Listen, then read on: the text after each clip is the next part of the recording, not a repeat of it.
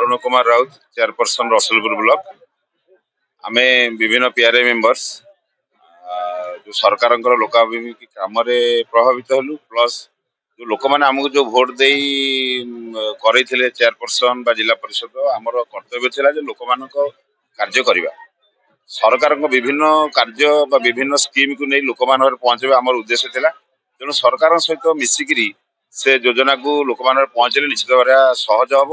आ सरकार को विरोध कर तो कार्य करहबनी तेणु आम विजु जनता दल छाड़ी भारतीय जनता पार्टी जोगदे भारतीय जनता पार्टी जहाँ एजेंडा थी जहाँ मोटो थी आम निश्चित भाव से एजेंडा मोटो को लेकिन आगू काम कर जिला परिषद सभ्य सभ्या मिसिकी टोटाल 20 जन 21 जन मु चेयरपर्सन रसुलपुर ब्लॉक आउ किछि हमरो आगु विजु जनता दलर युव सभापति किछि समिति सभ्य सभ्या आउ पूर्वतन एमपी एमपी प्राय 25-26 जन जोग कार्य तो जहाँ सरकार कार्य आम निश्चित भाव कार्यकारी करूँ विभिन्न तापर आम अंचल जो विभिन्न कार्य सब अधूरा रही पूर्णांग होनी जहाँ जो दरकार निश्चित भाव पूरण कर आशा विश्वास कारण आम ब्लॉक दी 3टी निर्वाचन मंडल को लेकिन 2 जन एमएलए भारतीय जनता पार्टी अच्छा आकाश भाई एवं लिखु भाई हिमांशु शेखर साहू से 2 जनकर कार्य करिवार धारा निश्चित भाव निरा बहुत एक्साइटमेंट अच्छा काम कर जो क्षुधा देखा जाउची निश्चित भाव कार्य जहाँ आम कहूँ आम अंचल निश्चित भाव पूरण हो मोर आशा विश्वास। सुधांशु भूषण साहू धर्मशाला जाजपुर जोन 11 जिला परिषद सभ्य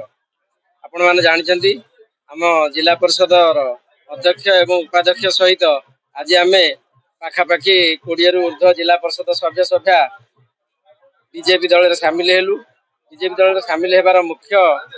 मनर गोटे आग्रह सृष्टि है धर्मशालार मान्यवर विधायक श्रीयुक्त हिमांशु शेखर साहू जो लोकाभिमुख काम कर लोक मान जो सेवा कर दिन को 20 घंटा परिश्रम करी धर्मशालार जो उन्नतिर काम आणिकी सारा राज्य रे जी कम हो धर्मशाला अधिक कम नौ दिन राति परिश्रम करके लोक मान सेवा कर धर्मशालावासी जो दिग्दर्शन दौरान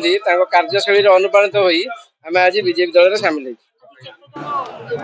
आज पाखापाखि 20 रु ऊर्ध्व जिला परिषद प्रेसिडेंट एवं वाइस प्रेसिडेंट सहित सभ्य सभ्या 20 रु ऊर्ध्व आम आज सामिल आम जाजपुर जिला तथा धर्मशाला केमिति लोक मानकर सेवा करूँ मानवर लोकप्रिय मुख्यमंत्री मोहन चरण माझी एवं आमर लोकप्रिय युव विधायक श्रीजुक्त हिमांशु शेखर साहू जो कार्यशैली केमिति लोक मान पाखे पहुंचेबू उद्यम करूँ लोक मानकर सेवा करूँ मौलिक सुविधा लोक मान जोगेबू।